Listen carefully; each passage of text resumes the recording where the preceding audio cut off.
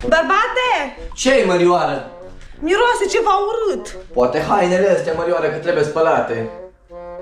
Nu, bărbate! Nu, gura ta miroase, Mărioară! Ioi, ai dreptate, bărbate. Nu-i nimic, Mărioară, te duci, te speli pe dinți. Mă duc eu întâi și după aia te duci tu, că am cumpărat 2 periuțe electrice noi, nouțe, să vezi ce faine. Albastru pentru mine și mov pentru Mărioara. Fresh! Hai, Mărioară, că e rândul tău! Hai, du-te, Mărioară! Ioi, bărbate, că abia aștept să văd ce periuțe ai luat. Du-te să vezi ce faine. Ioi, dar ce periuțe mari și faine au luat. Una pentru mine, una pentru Petre.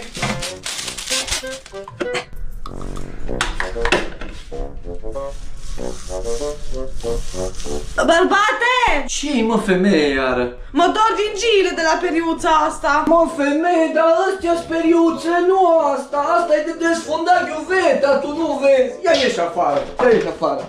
Mai bine, burlac.